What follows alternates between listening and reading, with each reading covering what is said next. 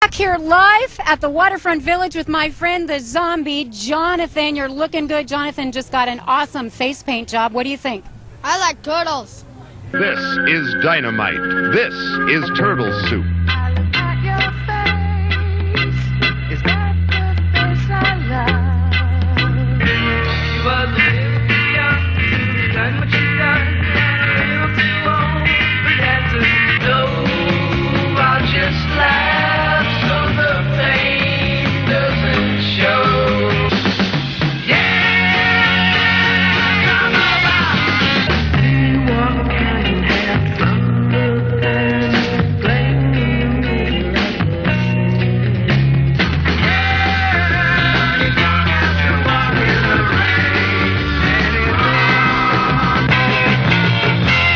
The Turtles, putting together all the ingredients and cooking turtle soup, their new album on White Whale.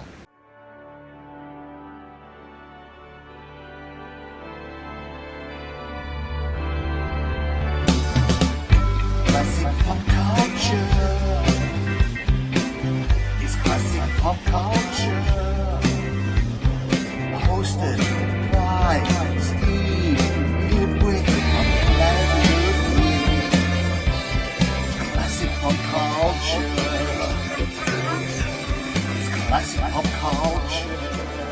Classic pop culture.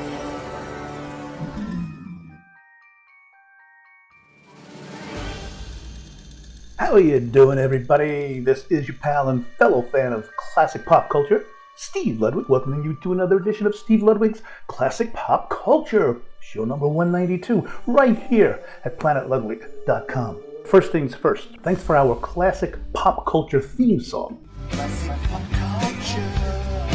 To its writer, producer, and performer, Australia's premier tunesmith, Mr. Joe Mandica. Joe really puts the man in Mandica, doesn't he, though? And he is my dear friend from down under. And he's also a friend to the show. And he'll be returning to our show as a guest in a few short weeks. Speaking of guests, our two guests are a couple of the coolest, most easygoing, brilliant authors, Mark Arnold and Charles Rosenay.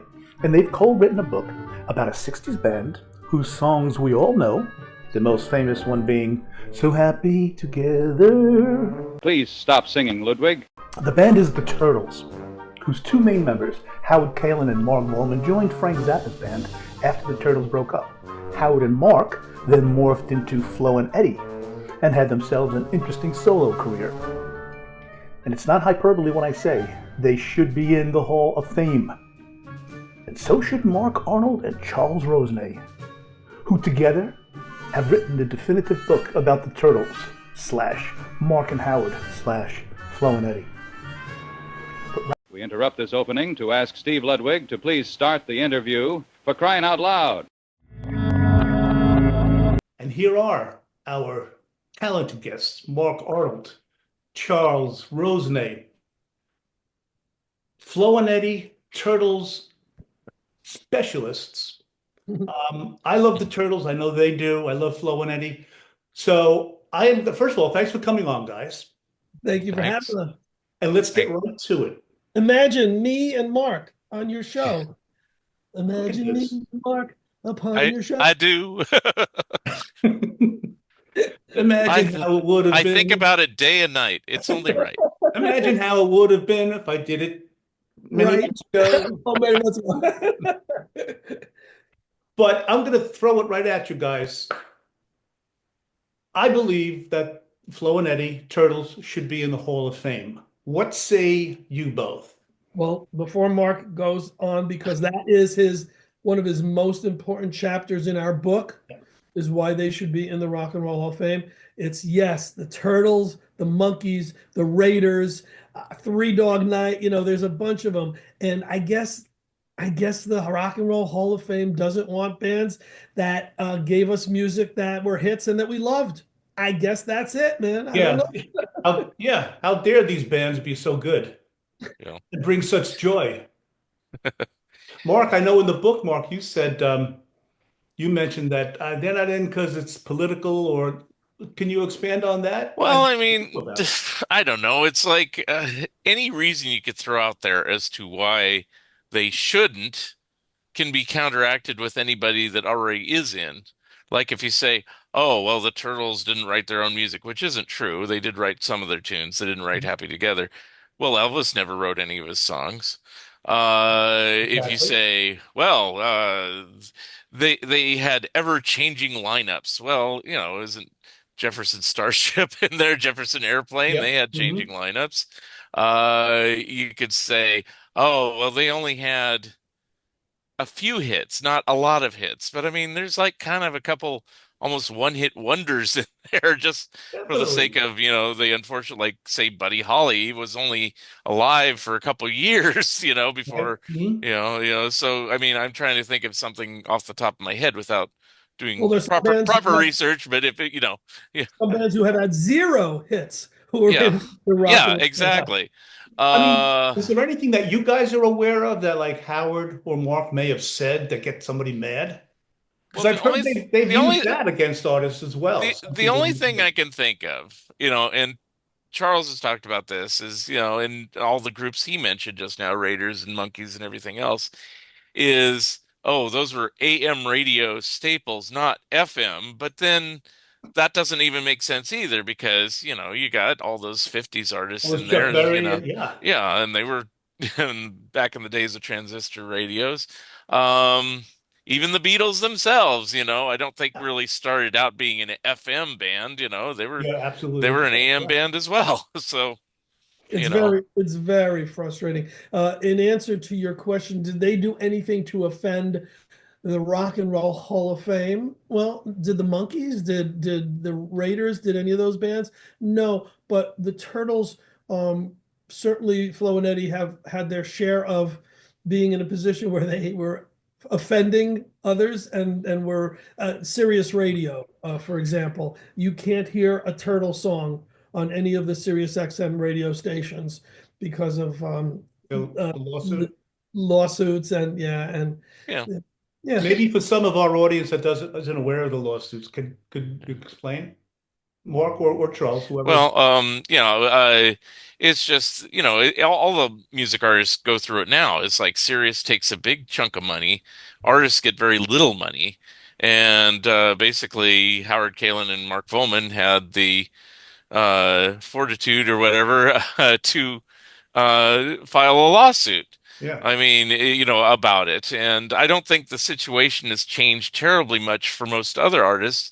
And what has happened kind of for the Turtles is, a lot of their stuff has kind of gotten blackballed and removed from such services. But going back to the original question, as far as, them being in the Rock and Roll Hall of Fame, this has gone on far longer than Sirius XM existed or That's right. any streaming thing. I mean, Good when point. and it's like the only thing I could think of in Charles, I keep deferring to you only because we've done other interviews and we talk about such things, and we'll probably bring it up again. Yeah. Um, it seems like the Rock and Roll Hall of Fame kind of avoids artists that have some sort of sense of humor to them. And we Yeah. talk about, on many interviews of how what the charming part about the Turtles is not only is there great songs, great musicianship, but they are incredibly funny on stage Yeah. live and things like that. So, you know, you could almost say, well, you don't see Weird Al in the Rock and Roll Hall of Fame, although he probably deserves to be in there too, but it might be for that very same reason. Mhm. Because he has composed original tunes that can rock. Yeah. And, if you have Dolly Parton in there and a bunch of rap artists in there, which kind of are quasi not really rock and roll, Mhm.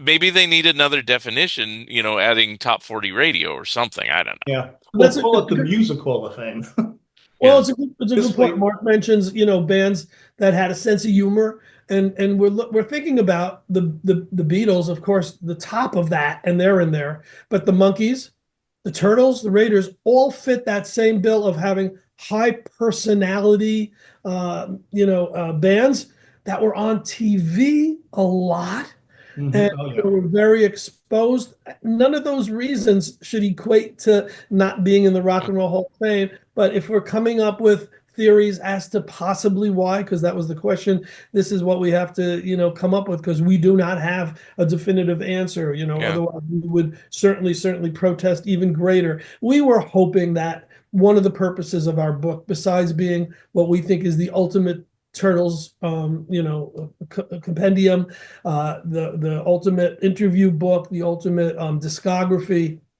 we were hoping that it would help get them into the Rock and Roll Hall of Fame. We just don't have the right inroads to make that happen. We thought we did, and the person that we really relied on hasn't happened yet. But that was one of the real reasons why that was one of the incentives for putting out this book, aside from the fact that we realized there wasn't a book of its kind out there, and it's a band we loved and needed to get it out there.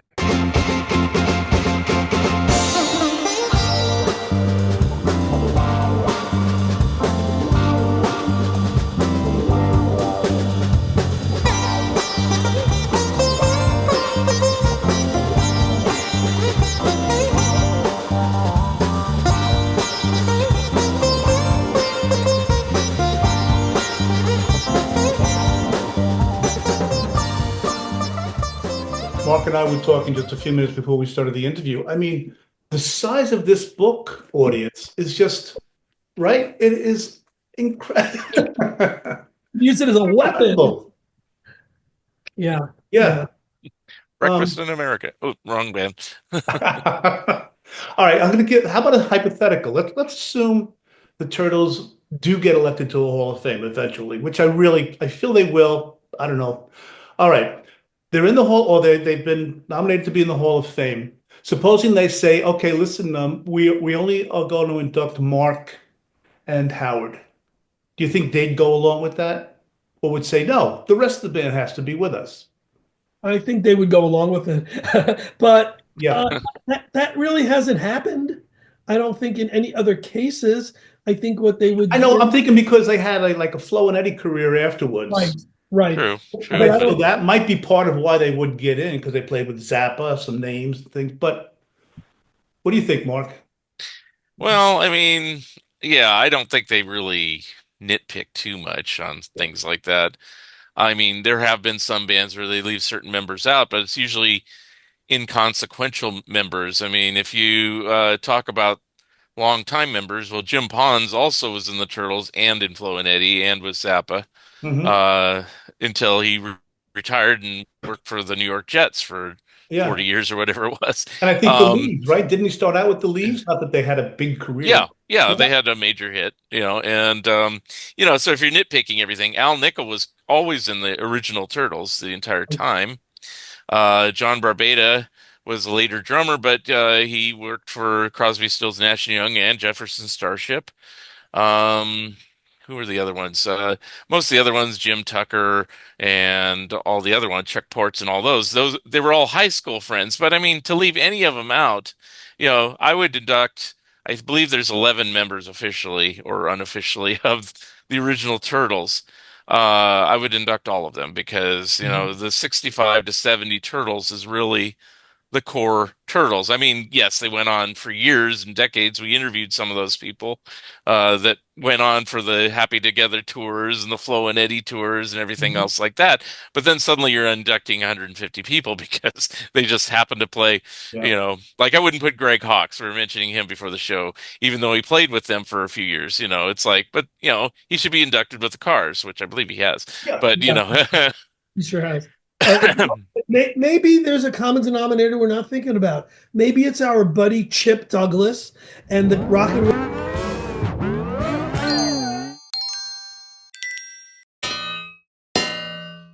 Maybe it's our buddy Chip Douglas and the Rock and Roll Hall of Fame just wants him out. So therefore the Monkees and the Turtles don't go in. He is the common denominator, right? We're just kidding. We love you. We're kidding. But then how does You're the common denominator. How do you explain the Raiders? Wait a minute. Anyway. Should I mean, a little to the side here, but should Ron Dante be in the Hall of Fame? I would say yes, but so would I. I wouldn't, and I love him, and we're dear friends, and he'll never talk to me again after this. But me and Chip Douglas. but his career is beyond the Archies. It's Of course, I can come up with an argument why it should be, but certainly not before the bands we've talked about so far. He produced Barry Manilow's. Well, I'd put him in as himself. I wouldn't put him in as a member of the Archies or the Cufflinks or the yeah, that's what I Detergents was getting at. just Ron Dante, producer, singer. I guess he plays musical instruments. I don't know what he does. I should, right? But put him in for the Chan Clan. There we go. All right. One of my favorite people, though. I mean, yes, I love him so much.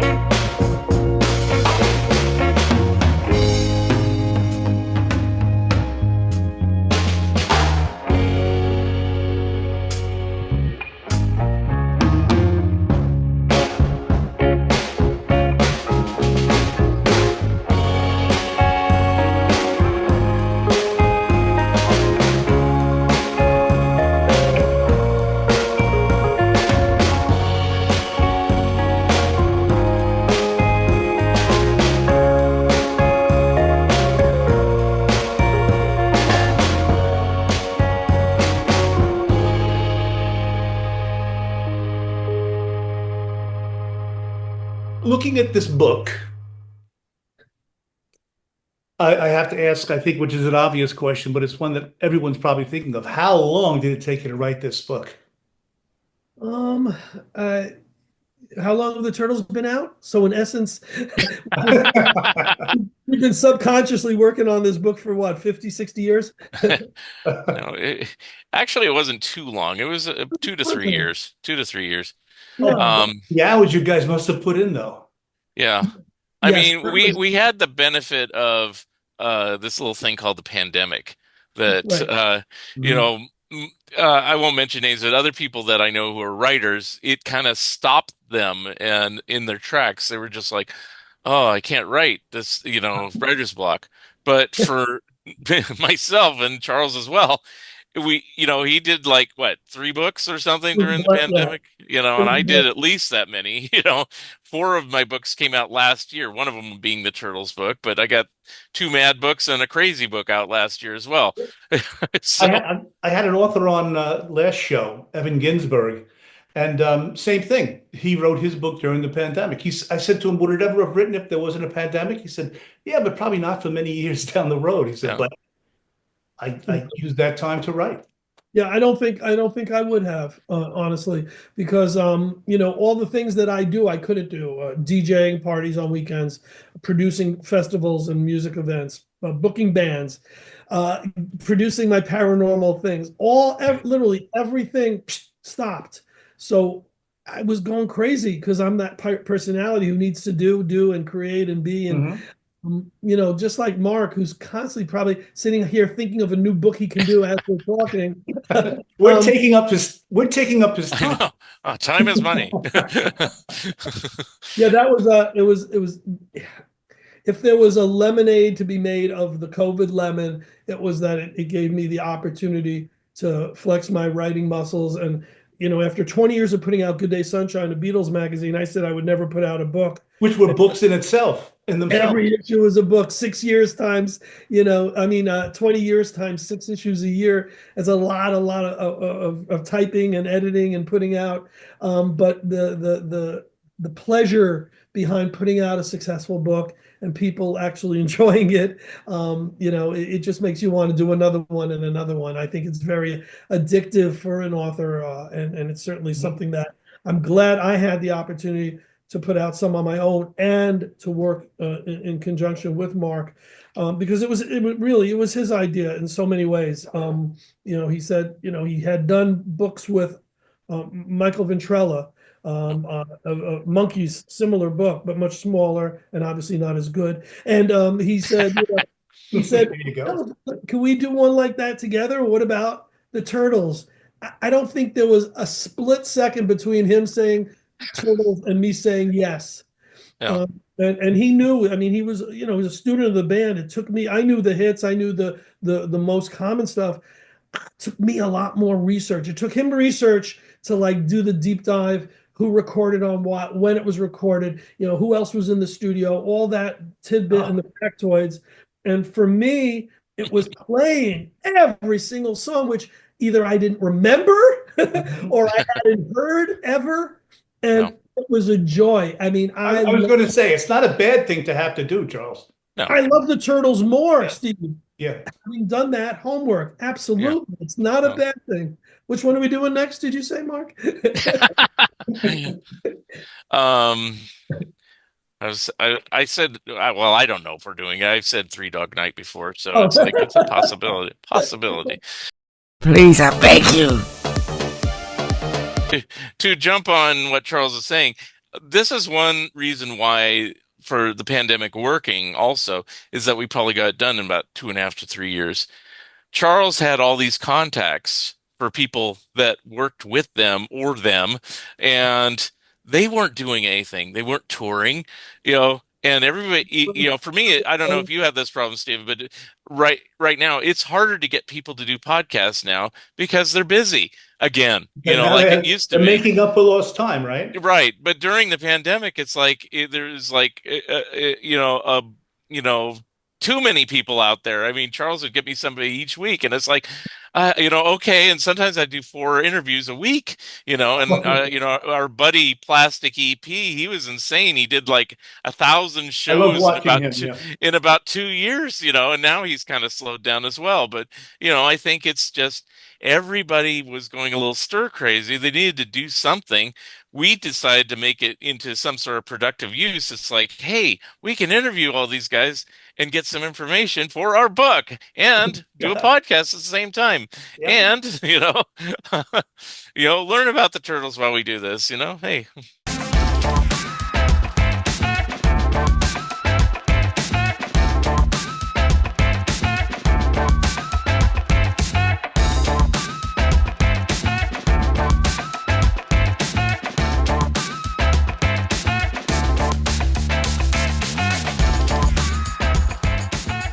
Before we get back in specifically about the book, please, what is Howard Kaylan's ailment?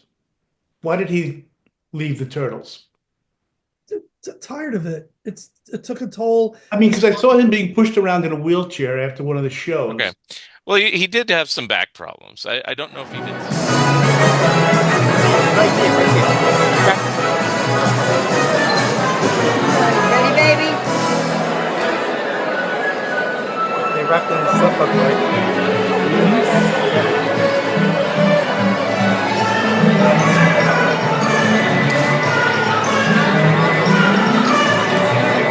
Off that car. Very good working.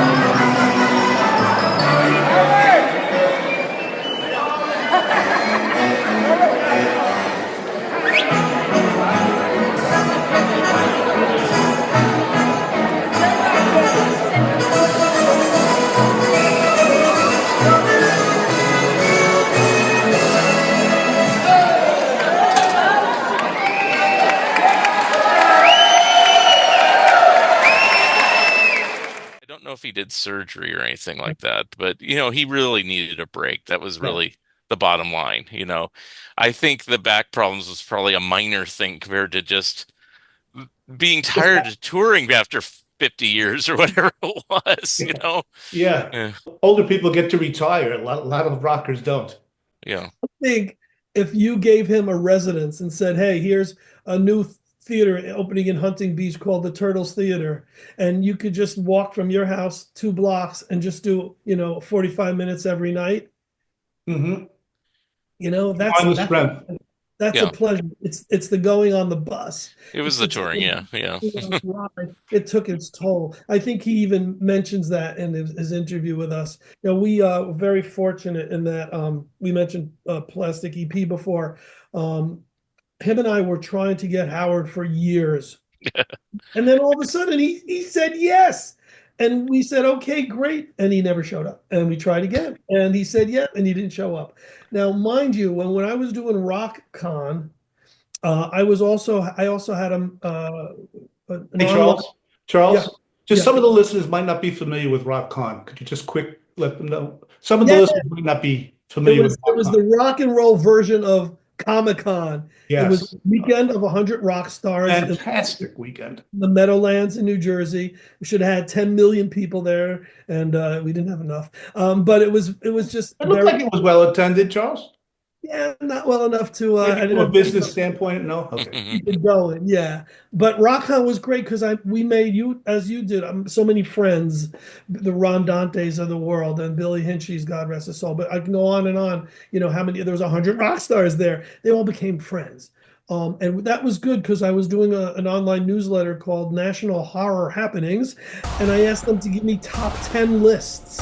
I wanted their top 10 list. And Howard, when he couldn't come to RockCon, one of the first thing I asked him in 2010 was, can you give me a top 10 horror list? And he wrote back, well, yeah, I'm a horror guy at heart, and never heard from him again.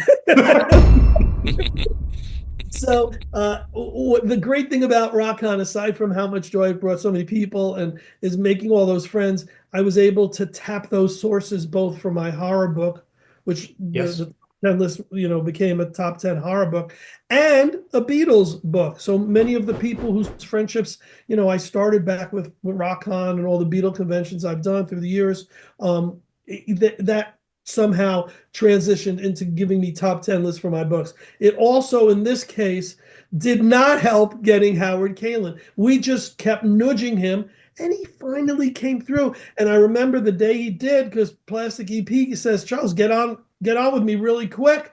I go, why? He goes, Howard Kaylan is on. And I thought, if it was anyone else, I thought he would be playing a joke, but he was too serious and rushed. And I got on, and I was fortunate that I had a laundry list of questions that Mark provided with me if I ever did get to interview him. All right, Mark. And some of the things he got so upset about. I mean, I said, are you going to ever release any of the stuff you did, not pre-Turtles, but pre-Crossfires? I mean, your high school band. He goes, no, who the hell would want to listen to that? And I go, if there's Beatles stuff from high school days, you better believe us Beatle fans would want it. He goes, yeah, it's the Beatles. Hello. It's not.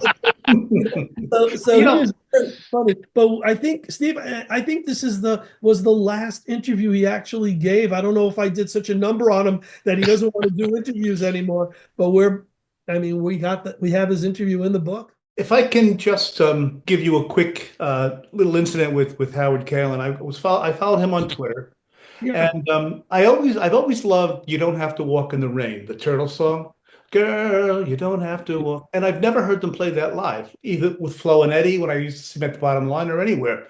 So I tweeted him and I said, how come you don't do? You don't have to walk in the rain in your next set, your next show? I said, why don't you do it? And I figured I'd get a nice answer. All he replied was, I said, why don't you do it? And his reply was, because we don't. Period. Oh, wow. Okay.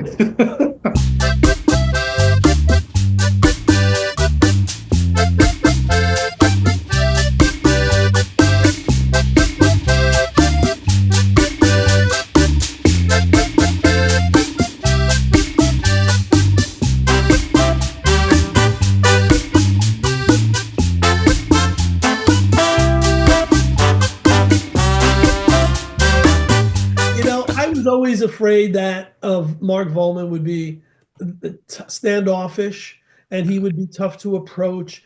And, I had the blessing of getting backstage. Ron Dante arranged it, but Gary Puckett introduced me to Mark. And he was a sweetheart. And, we took pictures together. I think I included one of the pictures in the book. I don't know if Howard's that same. fan-friendly type of guy. But I had a friend with me, Catherine, who you guys might know. She's the monkey museum gal. She has one of the largest monkey collections, and she has a monkeys museum. And she came backstage with me, and he said, "Well, what do you do?" And she goes, "Oh, I do ballroom dancing." At which point he took her and spun her around, and it was the greatest interaction. I took a picture. I had bought his book at the show, which was signed. I held a picture of that. I gave him a picture of my book. We both held it together. So my scenarios with Howard as an interview was nothing but great. My meeting with Mark, nothing but great. And I know, sometimes you get lucky. There's a rock star you meet and you got him on a good day and he's, such a mensch and such a sweetheart. And then another time you get him and it's like, we won't sing it because I don't sing it. You never know. You don't know what you're gonna get. Mark?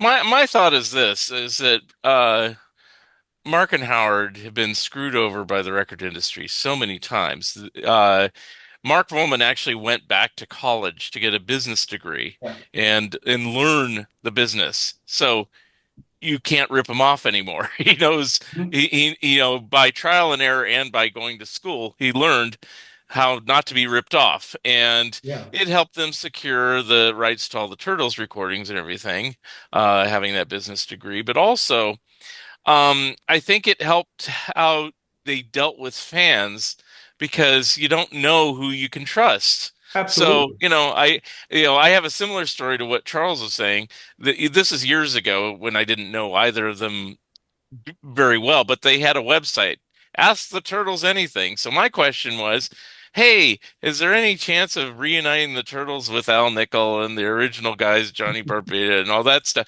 And Mark responded on this one. He says, why would we want to play with those guys? And I go, okay, Then I find out, which is in the book, years later, they did finally get together, those guys, and do a charity dinner. It was probably the last time the latter form version of the 68 to 70 version of the band got together. But, it's like, so I think they still remain in contact. I think they're still friends. I think that they will do things and bend over backwards for people when it's something that they know they're not being cheated on or ripped off on or something like that. So I think in the case of Charles kind of bugging him over and over, eventually he probably did enough research online saying, well, this guy's not much of a threat. He flies to England every year. He did a fanzine 100 years ago. Okay, he's not that much of a threat. He's not going to come and stalk me. So, okay, I'll do the interview. And Plastic, he's some crazy Australian. So, okay, sounds good. I don't know. You mentioned that they reunited for a show, most of the guys. And I think I mentioned it to Howard, and he didn't even remember it. Yeah. Well, He didn't Wow, you think one-off. something like that he would. But we have photos of it in the book, so it's like, Or in his brain, it wasn't really a reunion. It was just the guys getting. Yeah. Yeah. Did the Flame just go out on the Turtles, or did they leave? Did they disband the group under bad conditions? Why did they break up? It wasn't really bad conditions. It was more to do with, they weren't on a major label, and that was always not a good thing in the 60s to be on some second-rate label. I mean, they were able to get them single hits, but none of their albums did very well. Except for the one Greatest Hits compilation did pretty well. But, it's like in general, it was a losing thing. So eventually it was going to go under. I suppose had they tried to keep it going, they would have signed with another label eventually and then, maybe had better success. I mean, the first Flo and Eddie album actually was going to be a Turtles album. And then at the last minute, they said, nope, Flo and Eddie's more marketable because you've been with Frank Zappa.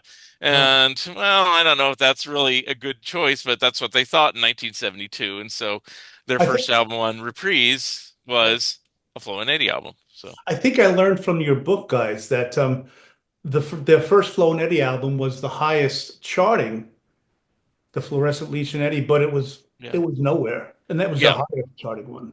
Yeah, definitely the case, and it's ironic, that you talk about an album like any of the ones that had hits on it, you would think that it would have cracked the charts higher than it did, but for some reason, and maybe this echoes back to why they're not in the Rock and Roll Hall of Fame, they were always a singles band. And I blame the label totally on that, because it knew how to just market singles.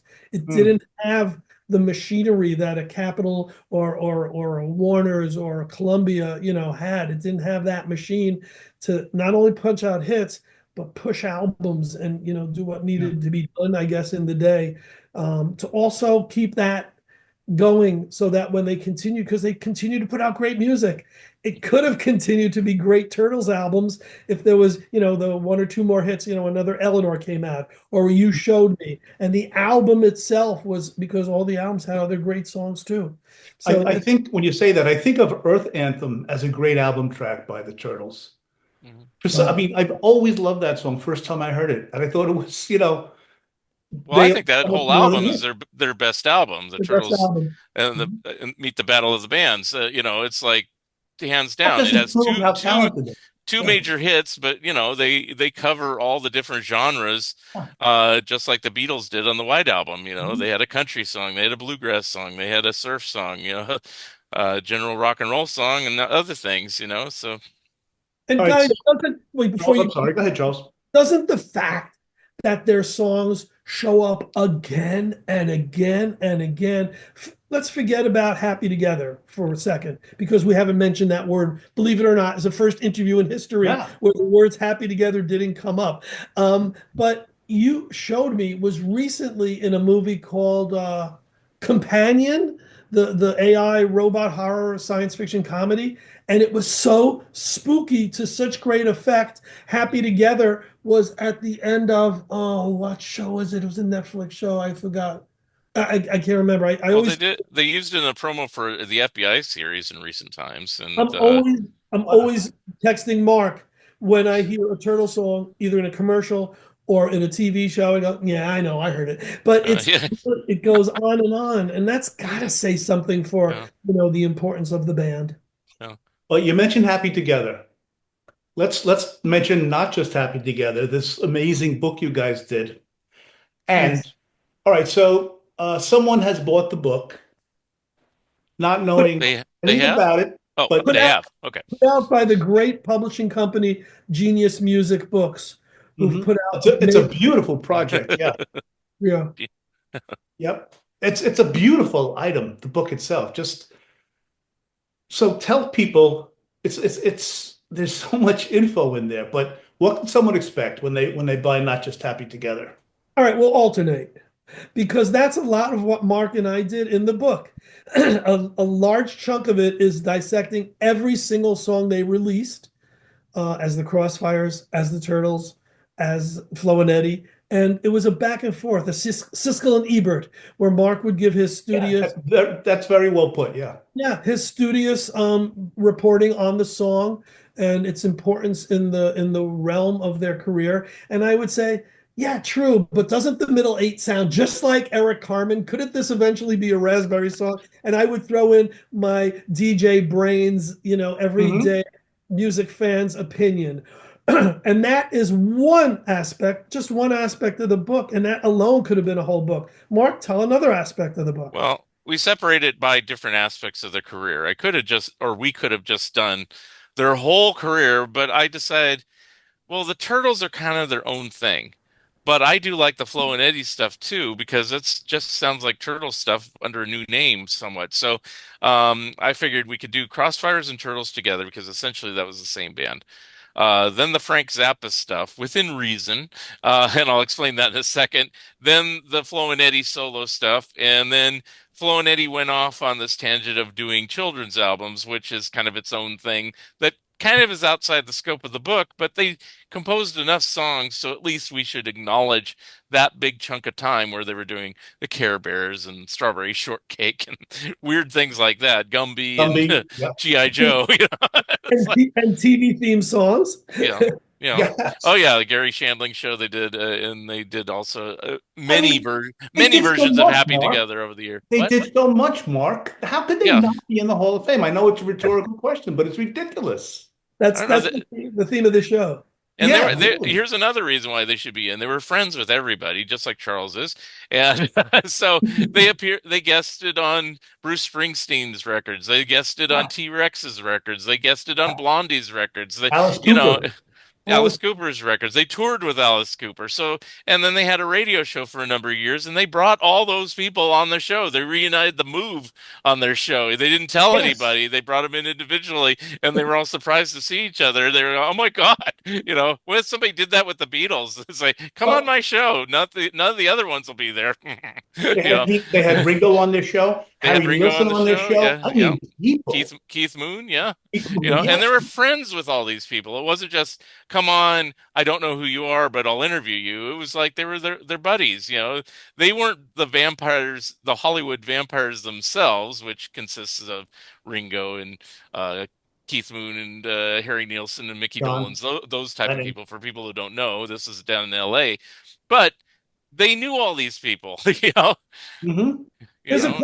There's a great picture of Mark Volman, Mickey Dolenz, Olivia Newton-John, and Keith Moon playing tennis together. What? It's just crazy. Wow. They sang with David Cassidy. Let's see who else. They sang "Darling" with David Cassidy. Yeah. I forget what show it was, but it's on YouTube, and what a great rendition.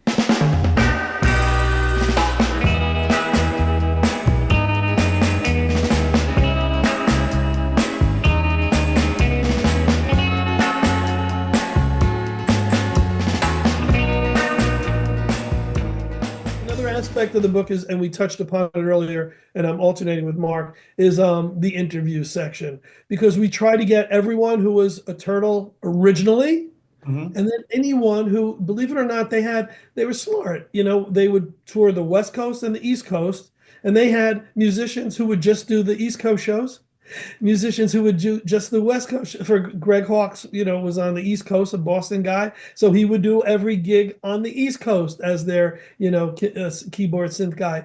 When they would travel on the West Coast, Mitch Weissman from Beatlemania was in the band. So I can't think of any band that's done that before the Turtles. Can you?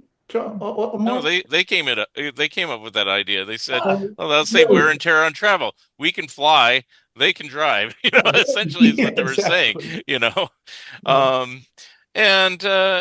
worked. They did it for decades. Eventually the Happy Together tour kind of superseded that, and so they don't have to make those type of arrangements anymore. But it's a brilliant idea for, the only other entertainment thing that ever came close, and maybe this is where they got the idea, is Ringling Brothers Circus. They used to have a red unit and a blue unit, and they would tour at different times of the years, Yeah, so, the Harlem Globetrotters did too. Yeah, that type of thing too. Yeah. So, maybe they got the idea from that, but, I don't know. But it was a brilliant idea, I'm sorry, but they bring Curly Neal no matter where they went, I think. And Meadowlark, right? Yeah. They have to have the big names, yeah. Right. I want to just take a second before we go on. I know this might not be the most ideal, but I want people to just get an idea of the breadth. It's just how many. Do you guys even have an idea how many pictures there are in this?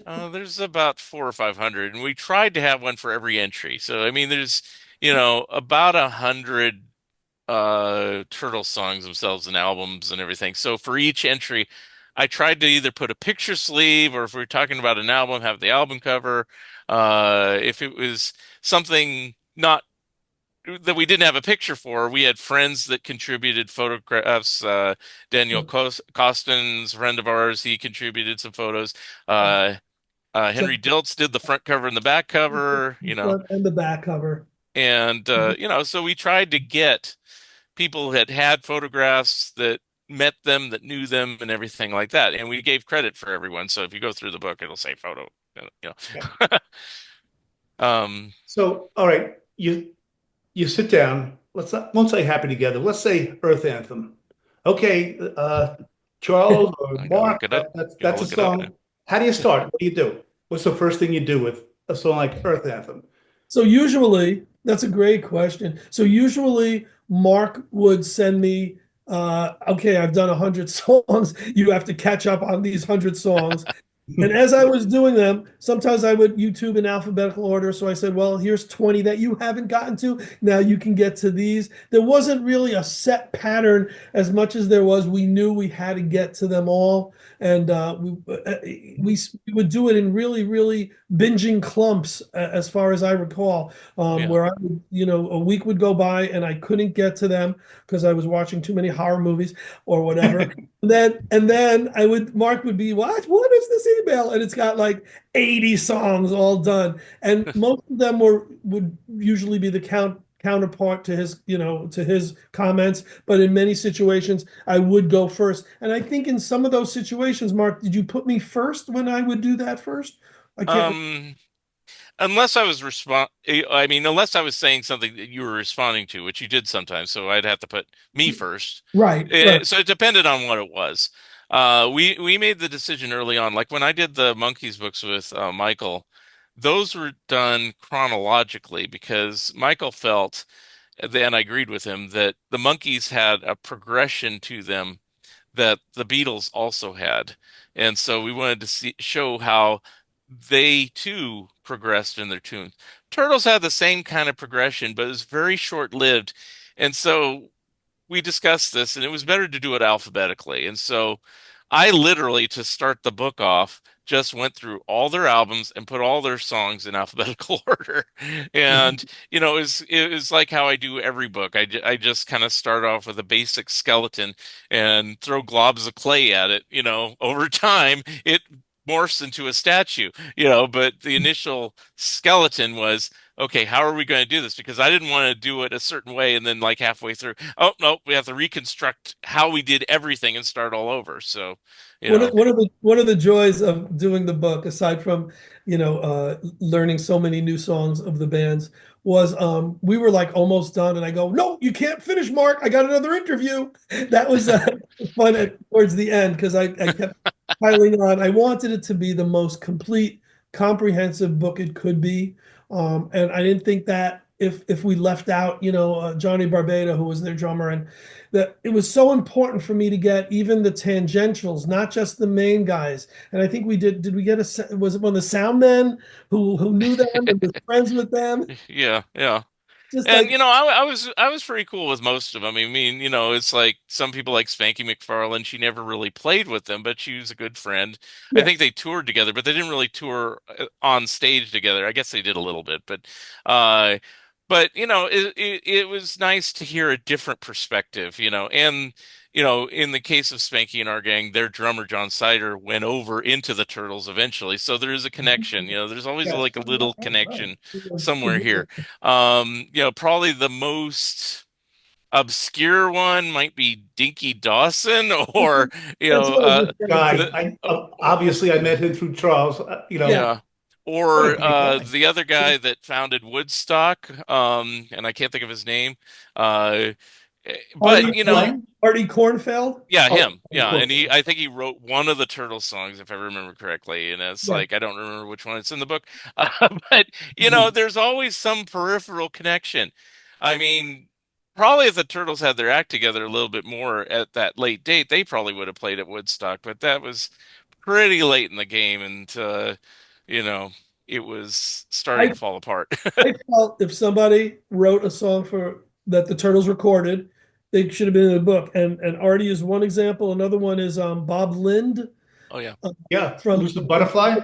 Butterfly, yes, yeah, who I didn't get for Rock On, but I was able to get him to do an interview for us, which then we were able to put the Turtle stuff in the book. no. So I was fine with all these. But I did get to the point, and Charles knows this. Like, is that it? Is that all? Is that it? And then he'd come up with a big one. We got Howard. And I go, oh shit. Okay, we have to stop All now. the presses. Yeah, exactly. All But right. Well, here's the question. You guys, between the two of you, have written a great amount of books. When does an author say, that's it, it's done? Or are you ever completely satisfied, like, oh, I should have put something else in the book? That's another great question. I build haunted houses, right? Yes. And for Halloween. And it's up to the last day that we close, whether it's Halloween night or the next night. I'm still thinking of how to make it scarier, how to add a prop. I don't think that a book or a project like that is ever finished. There's no such thing. You could always add to it. We found a mistake in it, like recently, that someone spotted, you know. And but how could there not be a few mistakes in no, there? but it was read. We read it 100 times. Yeah. Our editors read it 100 times, and then one schmagegi, of course, you know, spots it right, you know, and it couldn't be more obvious. You got to laugh. So that's not the answer to the question, because those are the mistakes that you'll inevitably find, I think, on every book on the planet. But is it ever really finished? Nah, because we probably could have waited until I actually sat down with Mark Volman and forced him to give me an interview. Or, you know, even though we have one of his in there, it's not one we conducted ourselves. There's a lot of examples where it could continue. You know, maybe we could have added a Happy Together tourography on all the times that they played together, or that Mark played with Ron Dante, or Howard and Mark played with, and that can go on forever. But I think that's a separate book. Let Andrew Sandoval put out that book. We're good with this. I was mentioning to Mark, we were talking before you came on, before we started the interview. In this book, there are so many rabbit holes that the reader can go down that you learn. I mean, it's almost like a river with all its tributaries. There are so many great music things that I learned, you know, and I grew up in the 60s. I thought I knew a lot about it, but even for that, it's worth the price of admission. There's so much information in here, yet it reads like a narrative also, you know. So much in here. It's just fantastic. I went online recently and looked up the book on Amazon, and it's like been discounted recently. It's the same cost of a paperback. It's really worth getting. I think when we started, that was $40 or $45, and now I think it's like $30, which is worth it for a book that's almost 500 pages, packed with photos, packed with all the things that it's. Not to mention, you know, we do. I'm really proud of our intro portions of the book, where Mark writes, you know, about his love of the Monkees, growing up with the Monkees, and also why they should be in the Rock and Roll Hall of Fame. I give my history of why I love. I thought he was going somewhere, Mark. Oh, okay. The Turtles, you mean? The Turtles. You said the Did I say Monkees? You said Monkees twice. I was like, Turtles, the Turtles.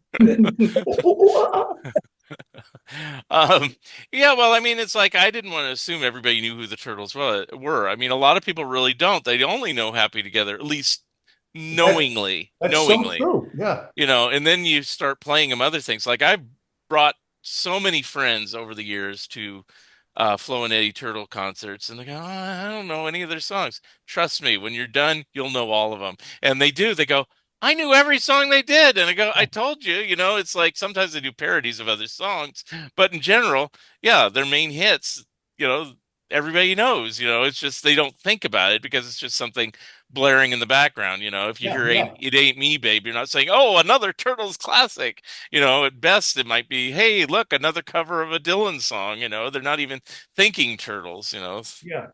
So you mentioned I'm trying to think of the perfect words to tell the audience how, I mean, anything you would want to know about the Turtles is in this book. It really is. I mean, the image will be on the screen better after I edit, but just, I mean, here. Okay, I don't know why I'm even bothering this, because there's going to be a better image, but every single song, there's just additional personnel, recording dates, highest chart position, original release date, significant other versions, involvement of other bands. And then after that, you talk about the song. So, I mean, there's just anything anybody would want to know about not only the Turtles, but other groups, because like I said, there are so many rabbit holes. It's in this book. Tangentials, whether it's John Lennon or Frank Zappa or the ones we mentioned earlier, Mark Volman. Yeah. You know what? If someone is a Turtles fan, they're going to add it to their collection, just like we have to have everything Beatles that comes out. A Turtles fan, I would assume, doesn't have that much they can get and would want to add it. But I think it's more important to the person who just knows Happy Together, or just knows the handful of hits and wants to really learn about a band that deserved so much more credit than they got. I think that's the importance in my brain of this book. By the way, listeners, you can get your autographed copy of Not Just Happy Together by Mark Arnold and Charles Rosenay at the website on your TV screen.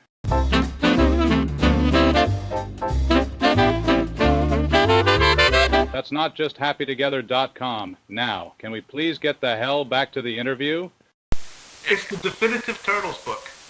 It's not even close to any And just how it connects to everyone else everybody loves.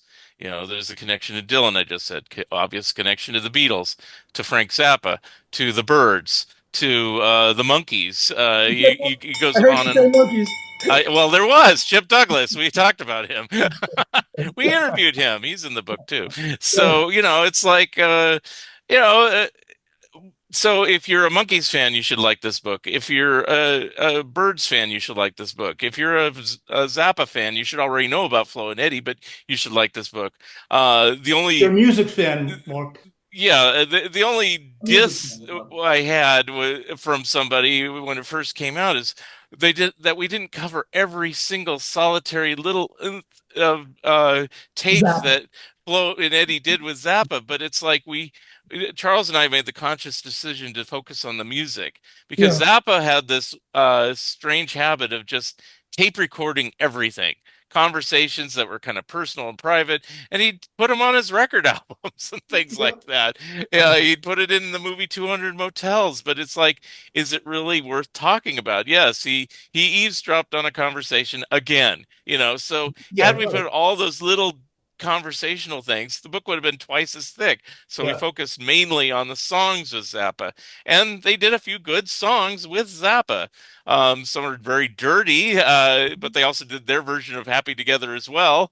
You know, things like that. So, you know, it's like there's plenty of stuff for the Zappa fan. If you're a hardcore Zappa fan, there's still going to be stuff because then you can find out what two people or three people in that early Zappa band also did, you know, which so, you know, not just again, Zappa. Right? So, you know, it's good for a Zappa fan as well. So, Charles, you mentioned John Lennon.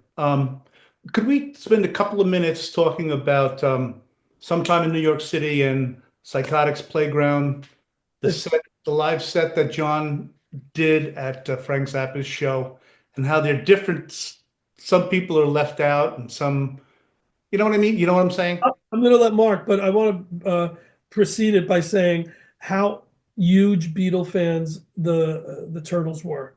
I mean, that was they wanted to be the Beatles. They lived and breathed it. If you ever can pick up the Rhino DVD of the Turtles, I mean, they wax on eloquently about how much they love the Beatles. And they always said that we were the Beatles except for three letters. And that's a great line. And I would say, Mark, just come prepared. And I would say, well, the Beatles gave us yeah, yeah, yeah, and the Turtles gave us no, no, no, it ain't. That would make a perfect little mixtape. Yeah. So yeah, about the Psychotics Playground and Sometime in New York City. Okay, well, I can go into it if you want. Okay, so yes, please, Mark. To piggyback on the whole Beatles thing. So of course they wanted to be like the Beatles. Once Happy Together was a hit, it was a hit also in England. So at that point they met the Beatles, and they talk about that on their on that documentary, which I highly recommend, the Turtles documentary that Rhino put out. Sorry, Mark, wasn't there also a movie that Howard put out? Where some people played. No, he has a book. He has a book, an autobiography, but you know, which has an audio version of it. But yeah, but yeah, there's one official Turtles documentary that Rhino did, and anyway, so once they met the Turtles, once the Turtles met the Beatles, you know, they ostensibly became friends. I mean, they became closest with Ringo. They had Ringo on the radio shows and stuff like that. I don't think they saw George or Paul much any time after that. But the John Lennon thing, they were already in Zappa's band. Zappa had this habit of bringing, if he met a celebrity in a hotel staying at the same time, he tried to bring him on stage. He thought it was a kick. One time he was successful with Sting, and it's on one of his albums called Broadway the Hard Way, and he brought Sting out, and he does incredible rendition of Murder by Numbers with Zappa's band at that time in the 80s. So if you're a Police fan, that's kind of like a lost track that's out there somewhere because it's not on a Police album, it's not on a Sting album. He tried to do the same thing with Johnny Cash, but Johnny Cash turned him down. But they went ahead and did their version of Ring of Fire, which is incredibly funny. So, John Lennon and Yoko Ono was another one of those cases. They bumped into them because they were playing the Fillmore East in New York. Lennon was already in New York at that time. How would you like to come on the show? Lennon and Yoko didn't do that many live shows. The biggest one is probably the one-to-one concert, and that was in 72. This was in 71. They kind of did this.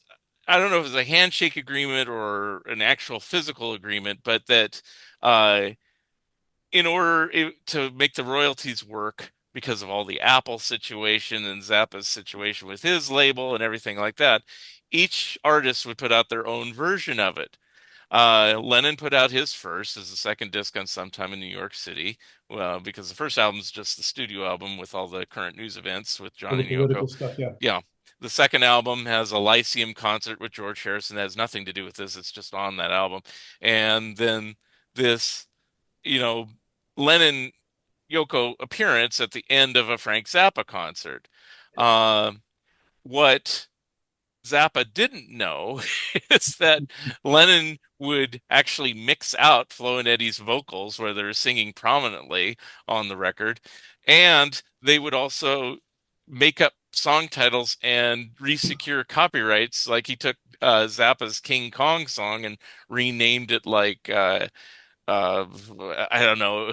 I forgot the other name. Scumbag, was it? No, it wasn't Scumbag. It was one of the other ones that was on that same side. And it's like Zappa cried foul. And Zappa had the rights to put out his version. It just took him about 20 years to do it because, shortly after all this stuff with Lennon and Yoko, and they did the tour where they went to Europe, and they lost all their instruments in the fire with Smoke on the Water, that they did a song, Deep Purple did a song about. And then the very next concert, they got new instruments. They're in England, and some jealous fan boyfriend pushes Zappa off the stage, and that ends the era of Flo and Eddie with Frank Zappa. I mean, barring a couple token appearances later on, but that ended the solid year and a half that they were together touring and doing things and blah, blah, blah.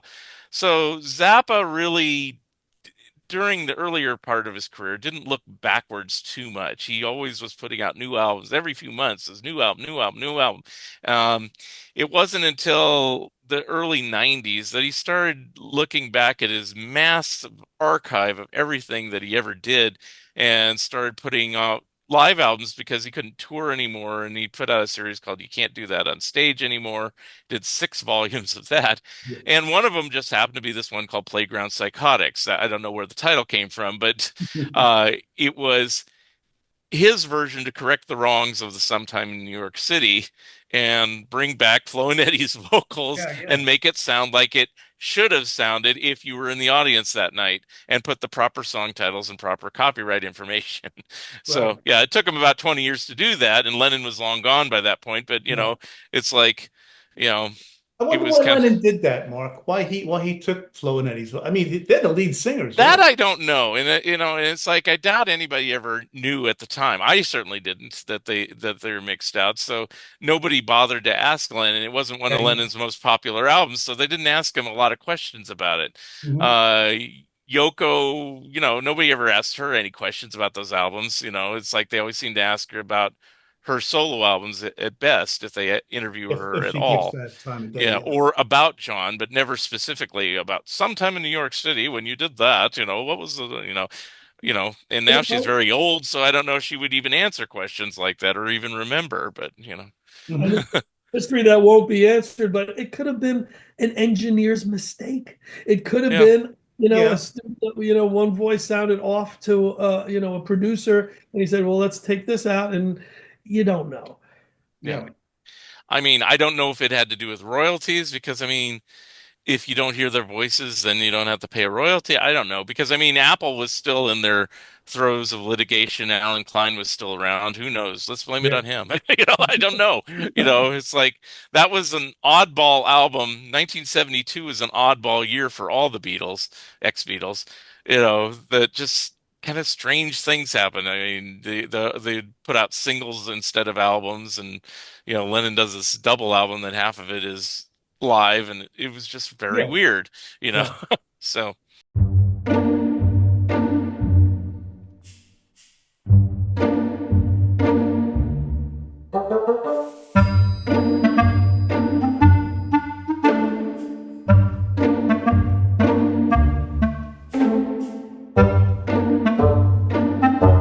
Have either of you guys seen Flo and Eddie besides Happy Together tour? Have you ever seen their show live, like their full set, or ever? Have you ever been to the Bottom Line shows, Charles? I know, Mark, you're out. No, but Yeah. a fan recently, Mark, I didn't even share this with you. You said I'd love to hear the the CDs. Just sent me a slew of Bottom Line shows that she recorded of the Turtles, Oh, wow. Okay. as well as interviews that have never aired. But no, I didn't. I really think that until Happy Together, I don't think I'd ever seen any machination of the Turtles live.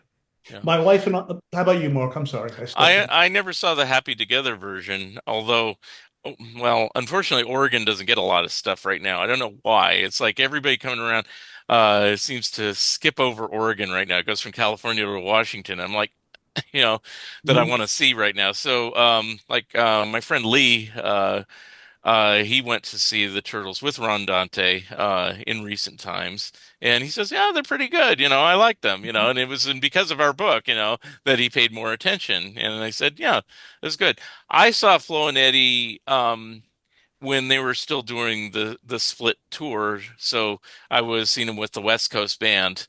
This was like Mhm. in the '90s, and they'd play like at Santa Cruz Beach Boardwalk in California and things like that. Um, at that time when I met up with them and they were signing some autographs, I said, "Hey, can you come back here? Are you going to be back here next year or something? Do you come here every year?" And he goes, "We only go where we're asked." They were that honest. They weren't being flippant. They were just being, Yeah. "We only go where we're asked." So it's Right. like, Yeah. and they have. Or, this is probably expired now, but we talk about it in the book a little bit. They had an agreement that if you came up with the money, which wasn't a significant amount, only a few $1,000s, and you met their demands, which weren't that bad of demands. I think they wanted like a few bottles of water, they, just, bowl of M&Ms, whatever. It's like Right. nothing really extravagant. You could have them play at your house if you wanted to. Sure. Yeah. It's just, Sure. Charles probably would do this if, but I, in the old days, probably wouldn't have the gumption to do such a thing. It's like, I want my own private Turtles concert. I'm going to pay, you know. I would have had him play my bar mitzvah. I didn't There you know. go. Well, now you tell me. Well, didn't they play at The White House, which president's daughter's graduation? Nixon. Nixon, Yeah, yeah. Nixon's daughter, of course. Trisha. Yeah, Yeah. this Trisha Nixon, yeah. And Lucy Baines was also there, which is Johnson's daughter. So I Right. mean all the presidents are kind of like friendly chummy back then. Uh Reason I mentioned, ask yeah, if you guys yeah, had seen Flo when I did live, their regular show. It's insane yeah, in the best way. yeah. My wife and I went to the Bottom Line, which is a club, a defunct club now in New York City, but it was around Halloween. And before the show started, lights go down, and then you hear the John Carpenter Halloween theme. Dun, dun, dun, dun, dun, dun, dun, dun, Huh. dun. Wow. And there's somebody walking around with a chainsaw and a mask, like in Texas Chainsaw Massacre, even though they were doing the. All right, but it walks around. The guy walks up onto the stage, takes the mask off, and it's Mark Volman. And the band comes out and starts playing. It's just like they're nuts. I mean, wonderfully crazy, crazy guys. Yeah. They did release a couple legit, we talk about it in the book, legit releases of some bottom line shows. Live shows, yeah. And but yeah, I know there's plenty more. I do have some bootleg concerts too Mhm. of bottom line shows.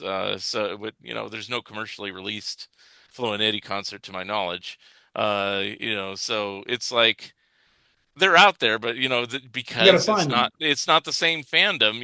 It's like if it was Beatles, all this stuff would be out. It's like because it's Turtles, it's like, who cares? It's like They I don't know do. what they're missing. They don't know what they're missing by not hearing this stuff. Yeah. Before we go any further, we're all wearing T-shirts. Charles, I see some autographs on yours. Can you? I don't know if you can get closer or. Mine is autographed by Howard Kaylan and Mark Volman. Yeah, it's a Turtles tie-dye that I got Very both cool. autographs on. I also have a few autographed albums and other stuff, but this is the one I'll sell for the most money. Just tell me when I should start checking eBay. I'll bring it to the next chiller. Mark, is that a This is just a Abbey Beatles Road shirt with kit? Abbey Road. Yeah, yeah. And I learned this joke. I'll say this joke that I learned on the trip with Charles, his Liverpool production. How many Beatles are on this cover? Oh, you know the answer. Okay. Yeah. tell us? It's Mark. five. Five because the Volkswagen Beetle that's right there. Yes. So Anyway. Mark went with me last summer on the Beatles tour to Liverpool and London. Tell us about that, Charles. The Well, audience. I do this every year, as you know. This will be 42 years of bringing fans over to during Beatle Week, the ultimate experience through liverpooltours.com. But what was great, it was the only place up on to date, and who knows when else, that Mark and I sat at a table and signed copies of our book together at the Liverpool convention. Go Wow. figure. Not in Oregon, not in New York, New Jersey, or Connecticut. Or in Gotta go to US. Liverpool to get it done. Yeah. Yeah, but we really had a great time. Took pictures with. I tried to get a picture of Mark with every possible celebrity who was there.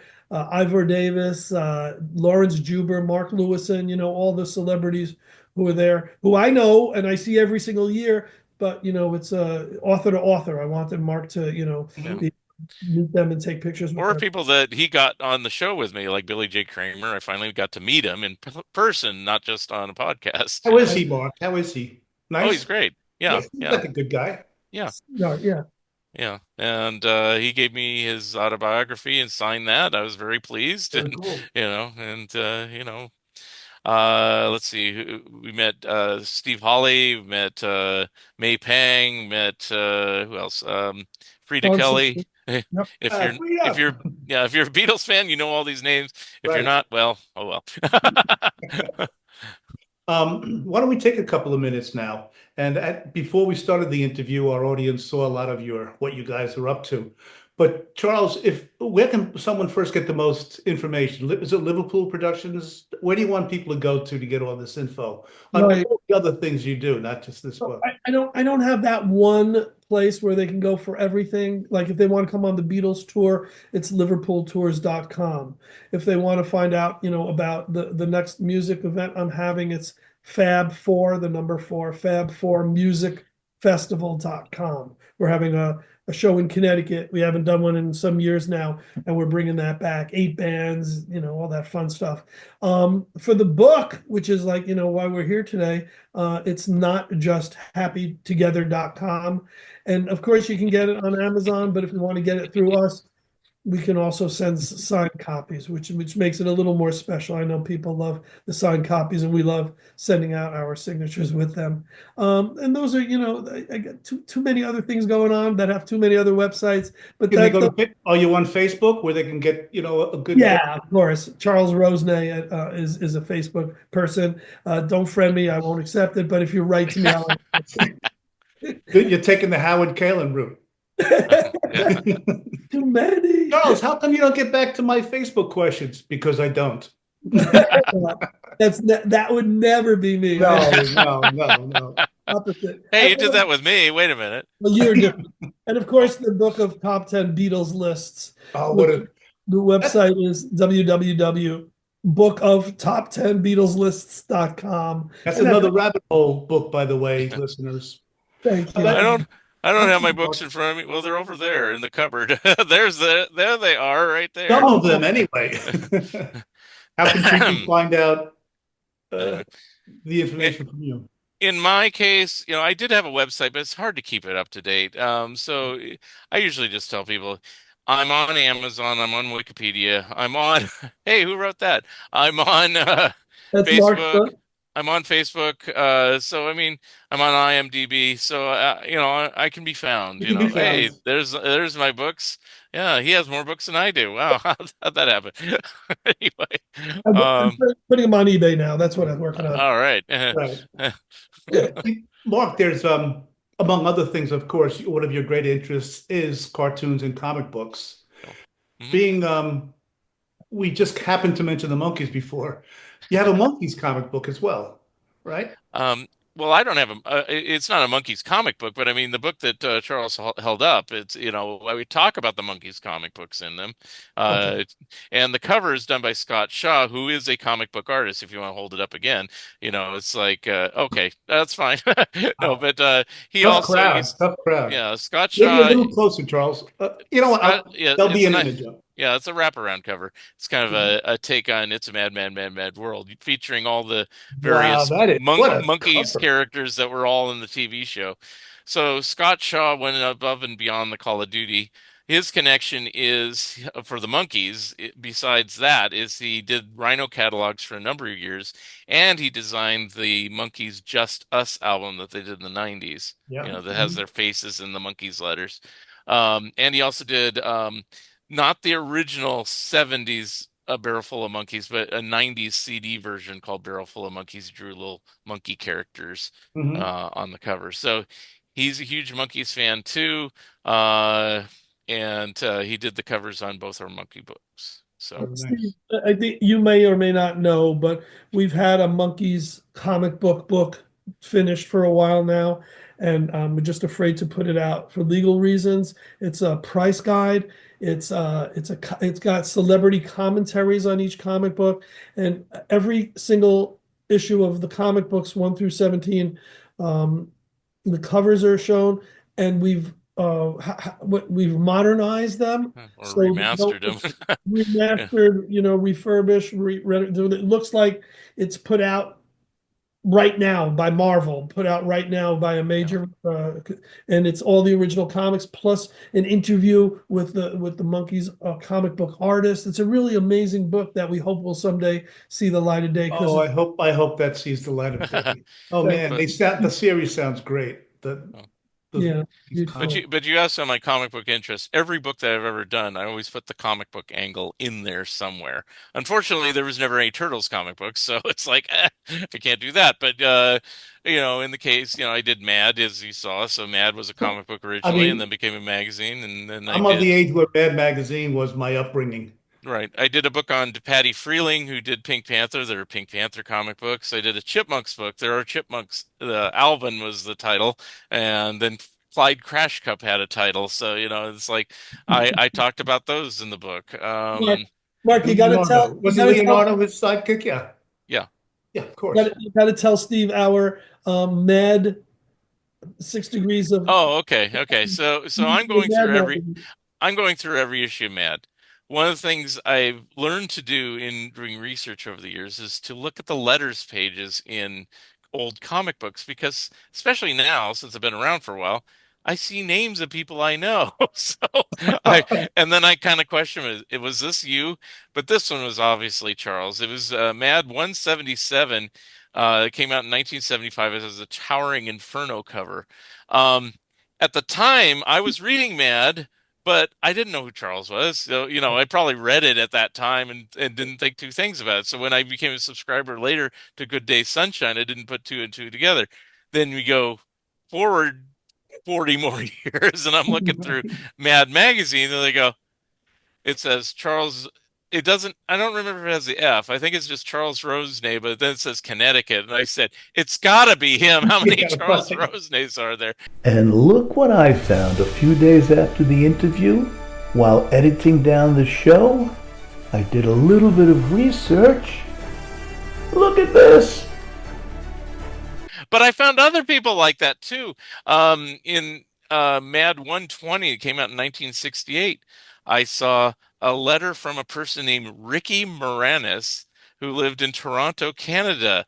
And it's like, It's got to be. It's got to be, Yeah. it's like it makes total sense, and it's like he's from Canada. How many Rick Moranis's were there? He Exactly. would have Yeah. been the right age. He was probably about 12 or 15 or something like that, Yeah. and So I Mark, don't remember what he asked, but I don't remember what Charles asked. You can say what he said in the letter, but it's like it's typical stuff that people write when they're like between 10 and 15 years old. yeah. It's like, hey, Even then, they were pop culture. They were destined to yeah. be something. And We interrupt this program to take you to the PlanetLudwig.com editing room. back in the Planet Ludwig editing room, could we possibly be 2 for 2? I'm going to go back to archive.org. Look for the Ricky Moranis letter in Magazine 120. Let's see how I do. Sorry, Mark. It looks as though Mad Magazine number 120 on archive.org is not available at this time. It must be being borrowed by someone with good taste. But hey, listeners, anytime, go to archive.org. Search for Mad Magazine number 120, as Mark told us, and look for that Ricky Moranis letter. I have a question, Mark. When you read from Charles, was it the 3 exclamation point period, or was it just No. maybe 3 No. semicolons, or The not exclamation quite? marks. Yeah, they were just periods then. They hadn't grown. College. It was from college on, so it wouldn't have been then. No. Do you remember what you wrote, Charles? It was something about it was it was actually very clever, but you have had to have read the prior issue to get it, because it was one of those, do you really remember when? And so I said, do you really remember when anyone actually folded the back cover of the Yeah. Right. something that Yes. made sense to an inside person. Yeah. I try, I'm kind of envious because I tried for years back in the day to get letter in Mad. Strangely enough, I did get a letter in Crazy, and I do talk about it in my Crazy book. So, and that was one where I didn't even realize I had even written a letter until after it was published. I go, I guess I did write that, but it's like at the time, the big thing, all these humor magazines had paperbacks. Mad, National Lampoon, Crack. They all had pocket-sized paperbacks. So I said, do you think you'll put out crazy paperbacks? And they wrote some silly answers like, well, where you want us to put them? It's like up your, whatever, but it's like, I forgot I wrote it, and then it's like the next issue came out, and I go, Mark Arnold, Saratoga, California. I said, it's me, it's my letter. I was like, it's thrilled, So.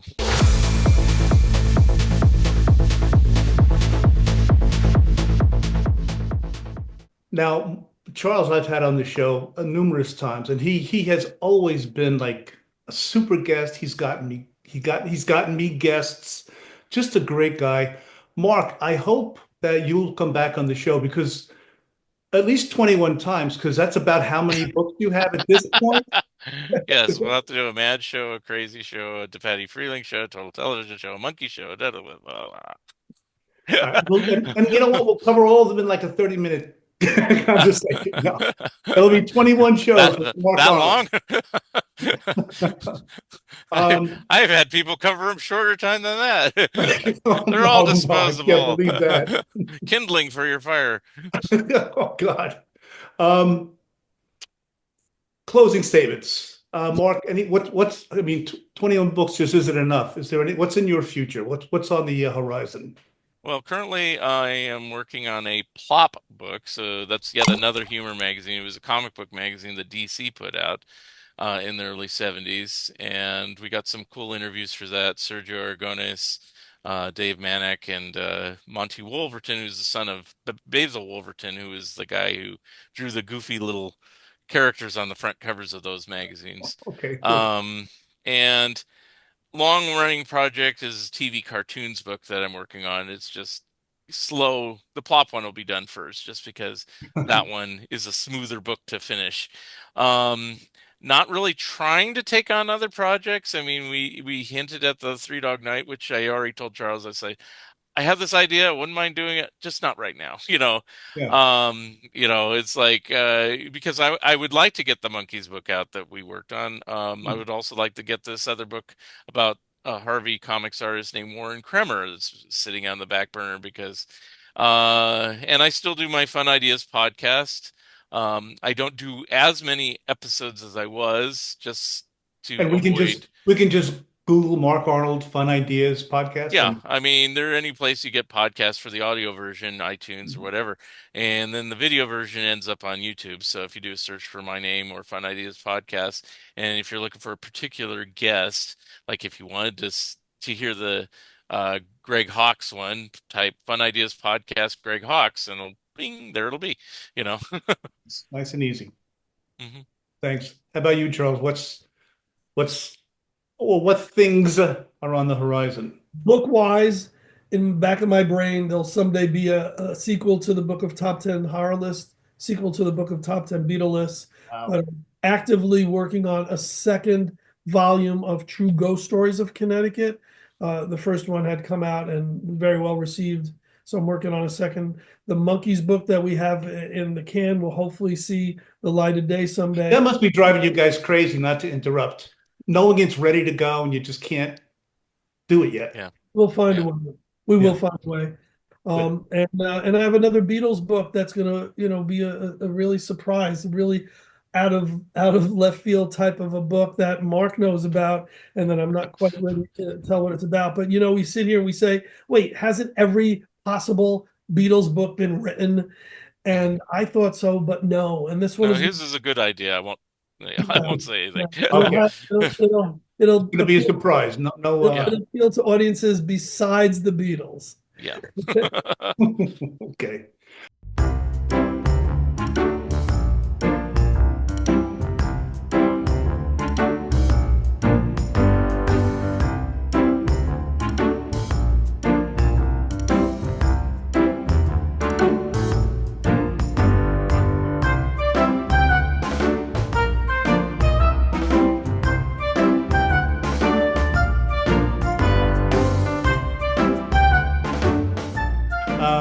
Guys, you guys were fantastic guests. And I absolutely want both of you to come back on, if not together, separately or together.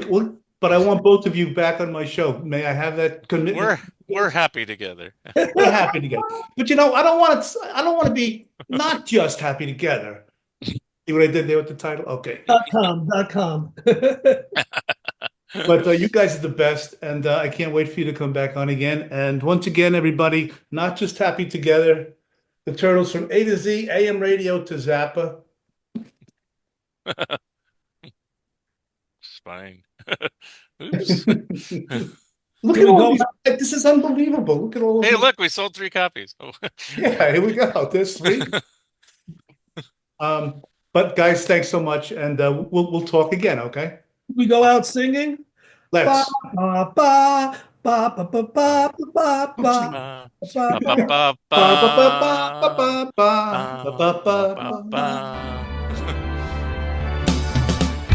Classic pop culture.